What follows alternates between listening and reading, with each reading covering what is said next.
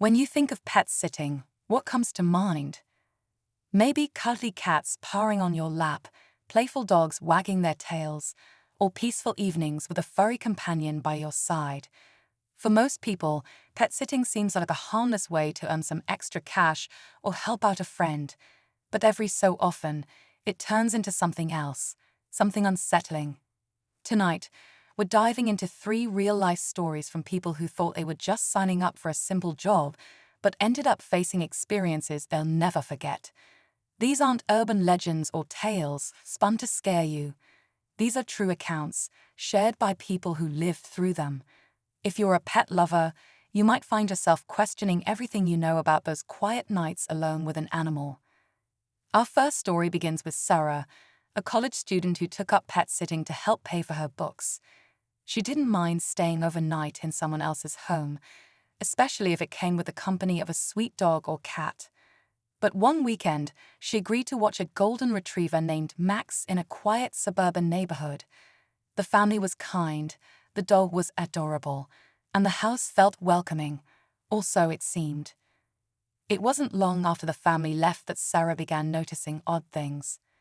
A door she was certain she'd locked would suddenly be open. Lights she'd turned off were on again. At first, she told herself it was just forgetfulness or the quirks of an unfamiliar house. But Max's behavior was harder to explain. The friendly, happy dog became nervous, barking at empty hallways and refusing to go into certain rooms. Then, late one night, Sarah heard something she couldn't ignore. From the basement came a distinct sound, a low, rhythmic tapping. It didn't stop, even after she tried to brush it off as the house settling all the wind. With her heart racing, she grabbed Max, who was now growling softly, and tiptoed toward the basement door. As her hand hovered over the doorknob, she hesitated. Was she really about to go? She had to make a decision. Run upstairs to grab her phone and call for help, or open the door and confront whatever was there. Neither option felt safe. Her mind flashed back to the family's departure earlier that day. They'd been so warm, so casual as they handed over the house key and gave her a rundown of Max's routine. There had been no warning, no hint that something like this could happen. "Max," she whispered, her voice barely audible. The dog looked up at her with wide, frightened eyes. "We're going upstairs." Slowly, she inched toward the hallway leading to the stairs, keeping her eyes on the basement door the entire time. Every step felt like an eternity, her heart pounding so hard she was sure whoever was in the basement could hear it. She didn't dare turn her back, not until she and Max were safely out of sight. The moment she reached the stairs, Sarah scooped up Max, who didn't resist, and bolted up the steps 2 at a time. Her breathing was ragged by the time she reached the guest room and shut the door behind her. She locked it, then leaned against it, clutching Max tightly. Her phone was on the nightstand, and she longed for it, her hands shaking as she unlocked the screen. She quickly dialed the number the family had given her in case of emergencies. It rang once, twice, 3 times, no answer. She tried again, with the same result. Frustrated, she considered calling the police, but what would she even say? That she thought she heard footsteps in the basement, that her dog was acting weird. It wasn't exactly the kind of thing that would send a... She opened the door a crack and peeked into the hallway. It was quiet, too quiet. Taking a deep breath, she crept down the hall toward the living room, Max still trembling in her arms. She reached the camera and noticed a small blinking light. It was on. Her fingers hovered over the device. Was it recording? Was there a way to check the footage? As she examined it more closely, she realized it wasn't just a camera. It was connected to a small screen in the corner of the room. She turned the screen on, her pulse quickening as she navigated to the recorded clips. The most recent one was from earlier that evening, just before the family left. She fast-forwarded through the footage, watching as she appeared on screen, feeding Max and settling onto the couch to watch TV. Everything seemed normal until about an hour ago. Her breath hitched as she saw the basement door on the screen. It opened slowly, seemingly on its own. Then a figure emerged, tall, shadowy, and unmistakably human. They moved quietly, almost deliberately, as they crept through the house. Sarah's stomach turned as she watched the figure disappear out of frame. Her heart sank when she realized where they were headed: the guest room. Sarah's throat went dry as she stared at the screen, her eyes fixed on the figure moving toward the guest room, the very room she had just fled. Her mind reeled. How had she not heard them? How had they disappeared so quickly when she went upstairs? Max whimpered in her arms, snapping her back to the present. She glanced over her shoulder, suddenly hyper-aware of the silence surrounding her. She felt exposed. Sarah's breath hitched. Whoever was out there knew exactly where she was. "Sarah?" A voice called out, low and almost mocking. It wasn't familiar. It wasn't friendly. She clamped her hand over her mouth, trying to stifle her breathing. Max began to growl softly, the vibration against her chest almost giving away her position. "Come on," the voice said, dragging out the words. "I know you're in there." Tears welled in Sarah's eyes as she pressed herself against the back wall of the pantry. She gripped her phone tightly, whispering into it, "They're here. They're right outside the door." "The officers are almost there," the dispatcher said, that a voice steady, "Stay quiet and don't move."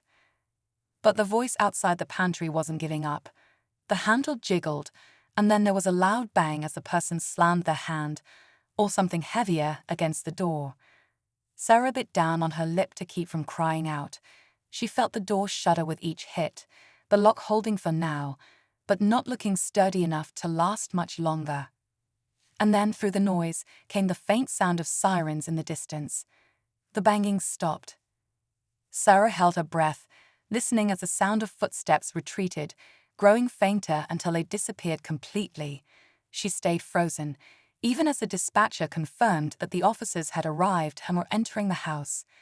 It wasn't until she heard the unmistakable sound of voices calling her name that she finally unlocked the pantry door and stepped out. 2 officers were standing in the kitchen, their flashlights cutting through the darkness. Sarah's knees gave out, and she sank to the floor, clutching Max as tears streamed down her face. The officers quickly checked the rest of the house, but whoever had been there was gone. They found the basement door ajar, leading out to the backyard. The officers explained the safety of Jenna's apartment was a relief, but Sarah couldn't shake the feeling that she was being watched. Every noise outside made her jump, every shadow seemed suspicious. Jenna tried to comfort her, but there was little she could say to ease Sarah's nerves. The next morning, Sarah decided to go back to the family's house, determined to figure out what had really happened. She convinced herself it was the only way she could move past the fear, to make sense of the unexplainable. She texted the family, asking if she could stop by to check on Max. They agreed, though they seemed surprised by her sudden interest. When she arrived, the house felt different. The warmth and charm that had welcomed her before now felt hollow, almost eerie. Max greeted her at the door, wagging his tail, but even his enthusiasm couldn't shake the unease in her chest. She walked through the house, trying to pinpoint what felt off. The kitchen, the living room, the guest room. Everything looked normal. Yet she couldn't shake the sense that something was wrong. Finally, she made her way to the basement door. It was closed, just as the officers had left it that night.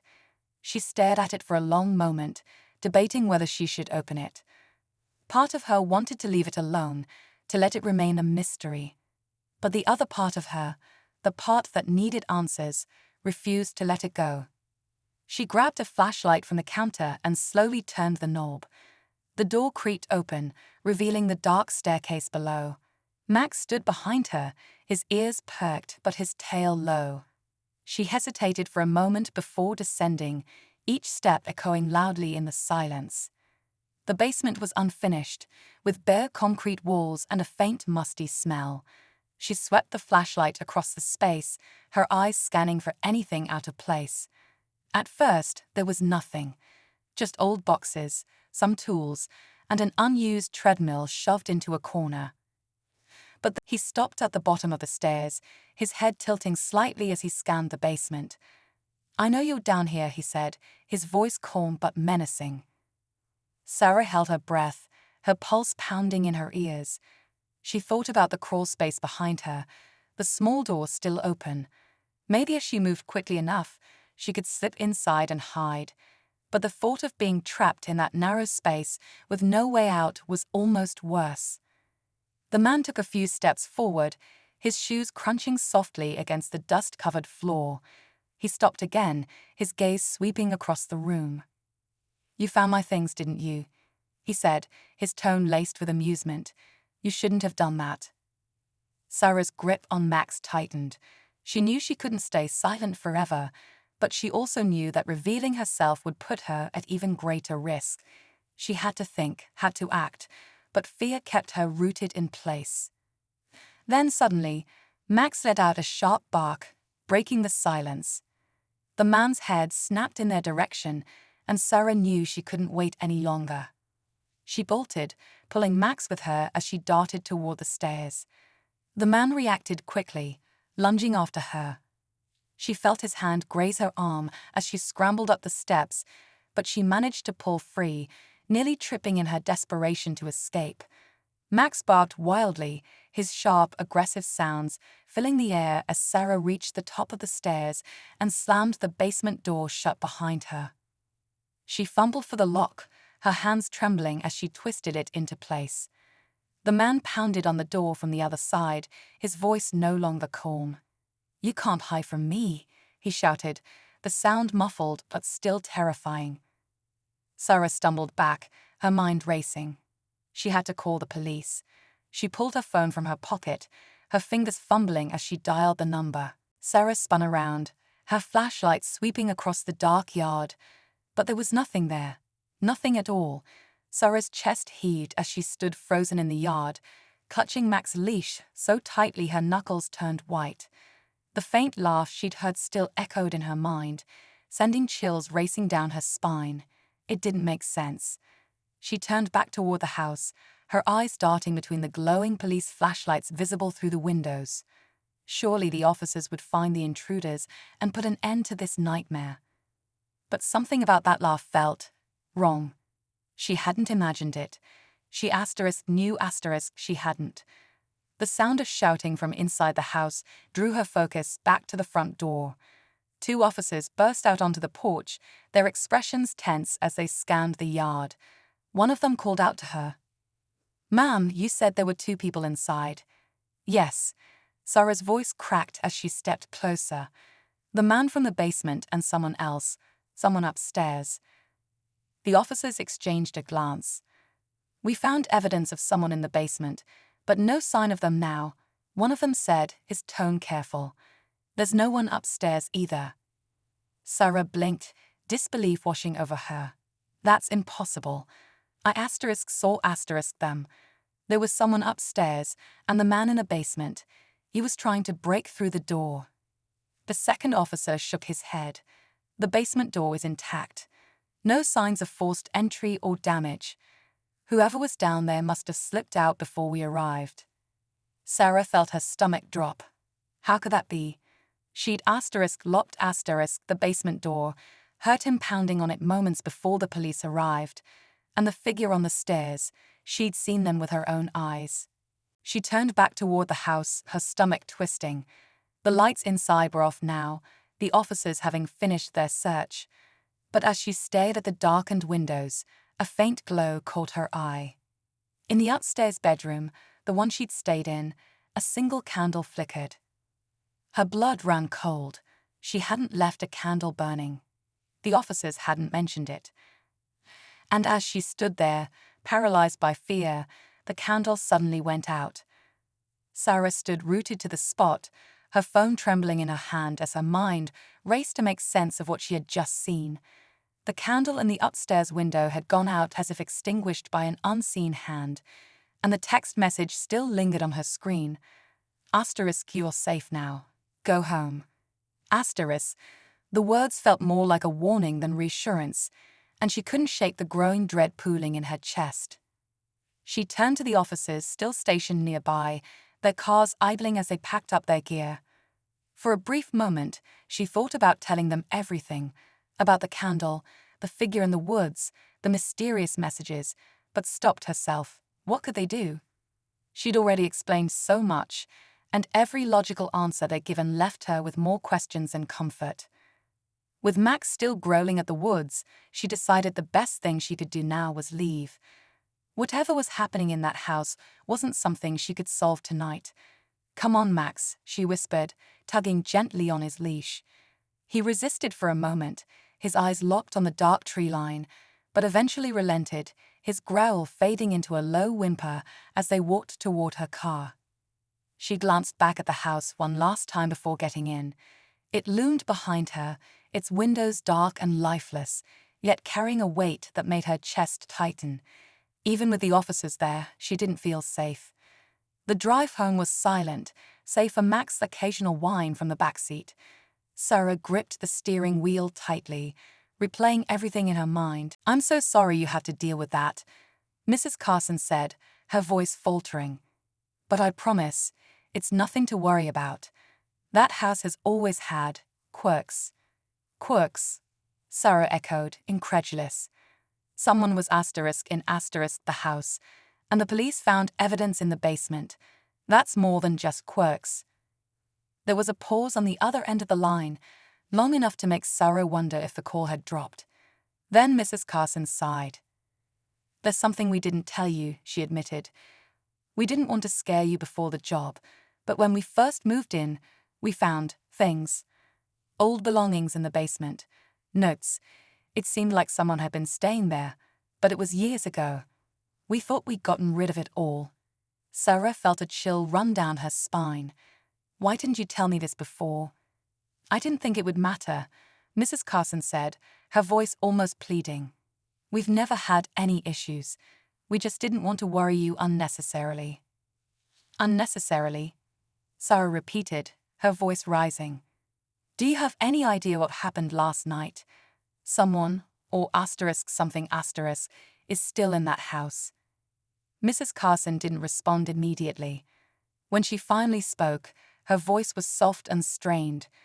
"We'll look into it, I promise. Thank you for letting us know." The call ended, leaving Sarah more unsettled than ever. She stared at her phone, a sinking feeling in her chest.